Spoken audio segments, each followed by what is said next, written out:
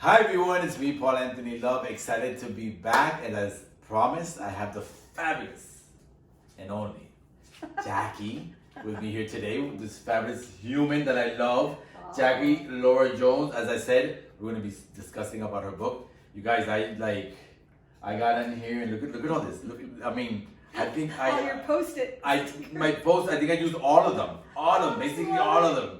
You know, guys, I'm gonna allow her to do a little bit of introduction of herself. Of course, as I said, she's a student of the Course of Miracles for many years. I wrote this fabulous book, All Peace, No Pieces, and is writing actually right now as we speak another book, right? I am. I'm working on book 2 of the Wisdom series, so that's going on as we speak. It's really fun. So it's a series you're doing. I'm doing a series. And how many books are gonna be other than the one that's coming? Are there other ones coming? That's a great question because I have material for 10 books. Oh wow. So I'm not really sure how many there'll be. They're just kind of coming through, and I know there will at least be a minimum of 3, and that's probably the information that I'm getting right now, but I have a lot of material. Awesome. So basically, what inspired you to even want to write a book? Because, you know, a lot of people, I guess even myself, we have this conversation as we start walking this journey of life. You know, we start to say, well, how can I share my journey, or how should I sit down and write a book? Should I do a podcast, YouTube? I mean, there's a lot of ways of doing it, but what inspired you the most to even to want to do this? You know what? It's an excellent question, and I think it was given me almost the information. Like I woke up, oh, you're going to do a book series. Just like a thought in my mind. And so I said, okay, I can kind of see that. Now, of course, this is a funny thing with how kind of your spiritual path works, or sometimes you get guidance. I'm the queen of getting guidance about something or a hit, and it happens like a long time after. Right. So this happened in about 2007. Oh, wow. My book came out in 2018. Okay. So isn't that interesting? But 11 years later. Yes. Okay. It really came as just a ping in my mind.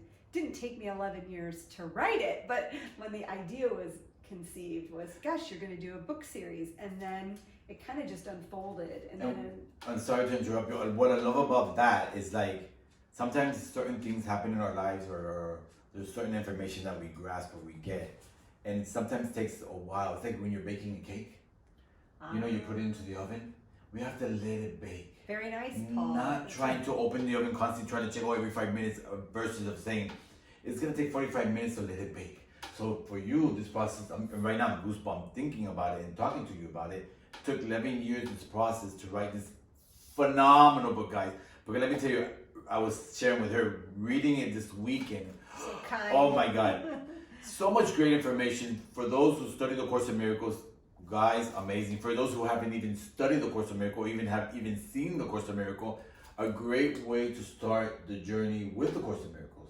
Because basically, what you're sharing here is your story through the Course. And what the Course has done to you through, and then we're going to get in more into it, forgiveness, and I guess I would call redemption, or whatever you want to call it, or the renewal of your mind. There's so many names, you know, so many names.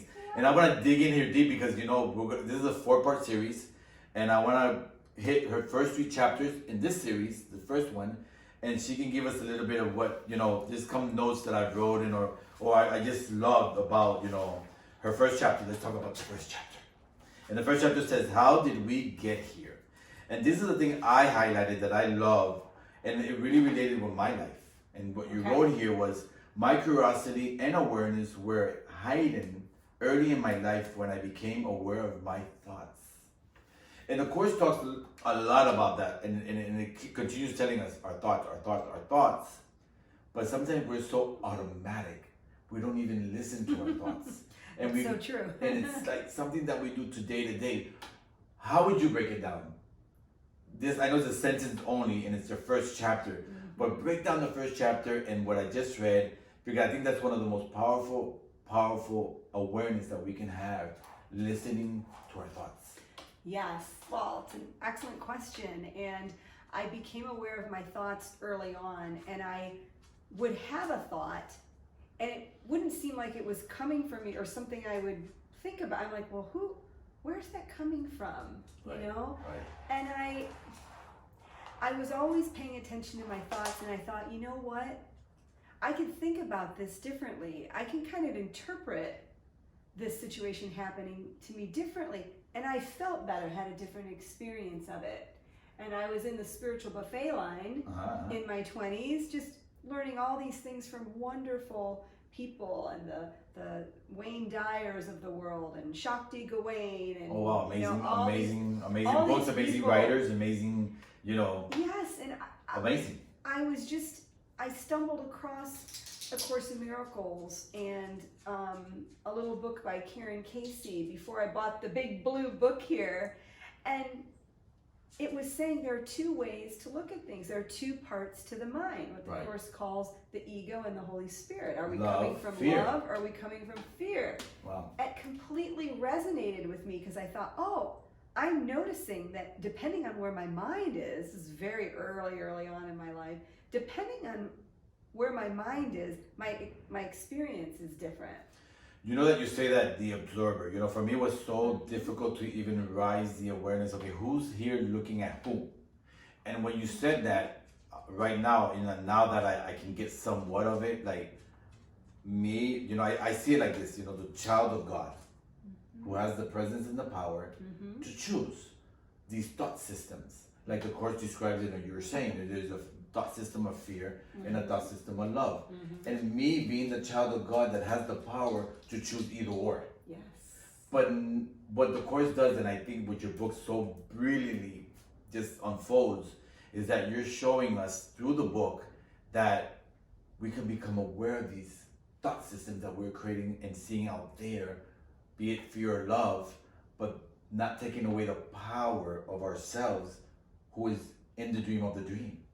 Yes, right. I hope I got that kind of little right. That's right. And the dream is a big concept, which Yes. we can go into. Yes, But- there's something else I want to point out, you know, here in the first chapter, because there's so much, again, guys, there's so much information here, and I am in love with the book, and this is the Goodness. second part of, you know, and it's so, you know, I'm a huge fan of Dorothy, the Wizard of Oz. Yes. And Everybody knows that. Of course, and story, you that and movie. you easily and effortlessly you write it, and it's like, oh my God, how beautiful to even understand that. I always said she always had it from the day one, but in the dream she wasn't able to even. She had to go through all this process. So let me just read this what you wrote that I love. Okay. Dorothy puts her faith in the wizard to get home. She's looking outside herself for her salvation. As we know, it didn't work. He couldn't get her home. The wizard represents the ego false game of hope, enticing us to put our faith in the myriad of distractions other than God. Wow, that was so powerfully said, and so I understood it immediately, because for my own life, how many times I put my faith in other people to save me. Yeah. And throughout the years, I mean, over and over and over and over again. Yes. And that's when the Course says these false idols, you know. And I want you to talk a little bit about that, because that for me was so powerful. Sure. It's so funny because I think back when we were talking about, you're like, when did you get the idea of the book? Well, I was actually watching The Wizard of Oz, and it occurred to me what a great analogy, metaphor that could be for the Course. I said, oh my goodness, the Course is teaching us, the Course in Miracles is teaching us that we're dreaming here. We're dreaming this dream of separation, but we're really at home with our Creator in heaven. Yes. And I thought, oh my gosh, just like Dorothy, she falls asleep. She goes through all her serial adventures like we do as bodies here. Yes. And she's looking externally to find the answers to get home. She Right. has to get to Oz, and Right. she meets everyone along the way, like we all have people in our dream, right? Right. And so I thought, this is interesting. So Dorothy is really home in bed, Yeah. having this false experience that she believes is true, because that's where she's put her focus and her attention. Right. So at the end, she really wakes up and realizes she never left the bed, which A Course in Miracles is teaching us we've never left heaven, but we're having this this dream that we could be something separate from God. And Right. so when back to your thing about thoughts at the beginning, Paul, at the end when Glinda, the Good Witch of the North, says to Dorothy looks at the shoes and says, and I'm paraphrasing a little, I've had the power to go home all along. And she goes, yes, you have. And I'm paraphrasing, and the Scarecrow says, then why didn't you tell her? And Glenda says, because she wouldn't have believed me. She had to find it out for herself. And what A Course in Miracles is helping us do is undo this belief Right. that we're here, that this belief that we're separate from our Creator. Right. We have to find that out for ourselves. And the Course is a beautiful unfolding of us recalling this dream projection, so that eventually we wake up, we find out we've never left heaven, like Dorothy's never left the bed. That's one of the things for me very important, the believing, because when I said I recorded saying that I was going to do this amazing 4 series with you, and when I did the introduction of the Course in Miracles, I said to myself, if am I ever going to believe what I'm reading? Is there going to be a point in my life that I'm going to see what I read and not only know it mentally, but know it from within myself and my heart? Because what the Course had done for me for years, studying the Course in, out, and then last year I made this decision to really create a commitment to really not only wet my feet anymore, just dive in and just live by the Course. And let me tell you, not only has it changed my life, it's brought more peace to my mind. It's brought me more kindness. And kindness, I say being kinder to myself through my thinking. Important. Because it's something that it unfolds constantly within all of us, that awareness of there's gotta be a better way in treating ourselves this way. And as a dancer, let's say for an example, I was a dancer for many years, was young, and I remember we were upset with my teacher, why do we have to just be on the bar and getting our bodies ready and getting warmed up to be able to do the center part of dancing? And she would say to me, because so you won't hurt yourself. So what the Course does is helps us that when we walk out the door to the world, we don't hurt ourselves anymore. And that for me was so powerful when I was able to put that together. That's powerful, Paul. And I want to go to chapter 2 because this, there's so much information here. And I don't want you guys to go, oh my God, it's overwhelming. There is a lot of information. Lot. Chapter 2. Why is the world insane? And I want to go over this is in a sentence only, but I loved it. The underlying premise is what we are not worthy. That for me was wow. Because anything that when I go back and see my past and everything I went through, I never felt worthy. Never. And I want you to talk a little bit about that. That for me was so powerful. Yes. Well, as you know, anybody that's studied A Course in Miracles, or if you're starting to study it or you've heard about it, the metaphysics of the Course are challenging to understand at first, not because they're hard, but we don't want to believe, we don't want to give up. We feel like we have to give up our identity here, our physical that was for me big, identity. Big, yeah. And the Course is saying eventually that will be your choice in the mind, meaning you will start identifying more with spirit as we're undoing this idea of separation. Where the unworthiness comes in is where we can walk it back. There's many steps. We believe that we separated from God, and the ego mind is telling us that we did. Right. And we feel guilty about that. The ego is telling us we've killed off God, now he's coming to punish us. Right. Which in religion or whatever, there's a punishing God, that is right? So huge, because for me as a Catholic, being brought up, there couldn't be any more guilt upon us, even as a child. Our parents, and again, it's not blaming our parents. Our parents were taught by their parents, because there's something that we all learn of behavior and a thought system with such fear that is so easy in Hispanic. Hello, ooh, that's guilt. That's ooh, come on, just bring it on. I'm more guilty I can be, because that's how we believe it.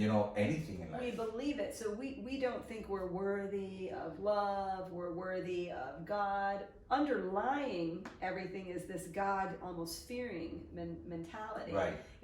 what the Course is trying to do is help us. Jesus is saying to us, you know what, I want to change. First, change your relationship with God from a punishing one Right. to a loving one. Right.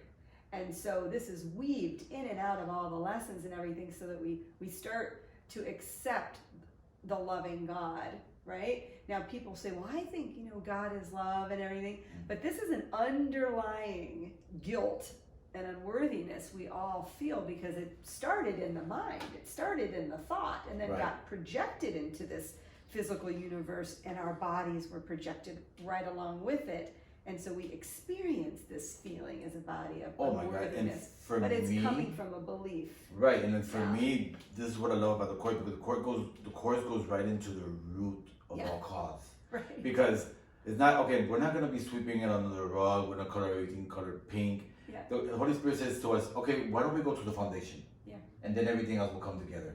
This is something else she wrote that I love. But this is now we're in chapter 3. Okay. And because I'm kind of jumping. Sorry, you guys. I go in and out, and I'm looking in here all the notes that I have. Well, you're very because organized. I'm trying in some Very way impressed. to give so much information to everyone. And this is the third chapter that I love as well. And it says the title of your third chapter is, this is the meaning of the Course: true forgiveness and the miracle. Yeah. And I think this is what I grabbed and I love, forgiveness. Recognize what you thought your brother did to you has not occurred. It does not pardon sins and makes them real. It sees there was no sin. And in that view, all are your sins forgiven. That for me was, and this one as well, we all have probably wondered at times, does it mean someone is off the hook when I forgive them? And this is where we're gonna close on this one because Okay. and it's very powerful because it shows us that how important what you said in that sentence means. Okay. So here's a big one, right? Yes. Ready, everyone? Yeah. We can expand on it in future Yes. segments. The quote that you read that I put in my book is a quote from A Course in Miracles. And true forgiveness according to the Course, is different than the world's form of forgiveness or what many of us have grown up with or been taught. In the Course, what you read and expressed beautifully is we're forgiving people for what they haven't done because we're dreaming. We've made this up. The Course is teaching we've invented the world that we see. So no one's really done anything. It's our projection. However, we do start the forgiveness process where we believe we are, which no one's denying that we are having the experience that we're here in the world. The Course is teaching that it's just a false experience one will eventually wake up from. And so whenever we're upset about what someone did or something that happened in the world, that's our red flag to say, wait a minute, okay, this is what can motivate me to change my mind about what I'm seeing. And this is what you were talking about earlier about being the observer, because the Course is taking us from the body and our belief that back to the mind that made the entire thing when we believed we were separate. And so true forgiveness is forgiving people for what they haven't done because we've made them up, not as the body, but as the dreaming mind.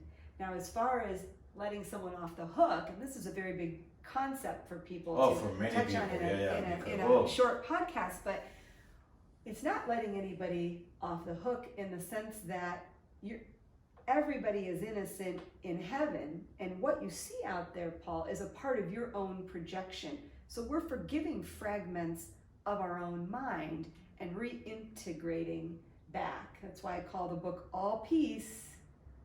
In heaven, we're all peace and no pieces, fragmented, splintered parts of the whole. So nobody's off the hook. Of course. We're all saved and forgiven together. This is one of the biggest things within the Course. That's why studying the Course for the years that I've been studying it, to get to the point within my mind to understand that was such a journey.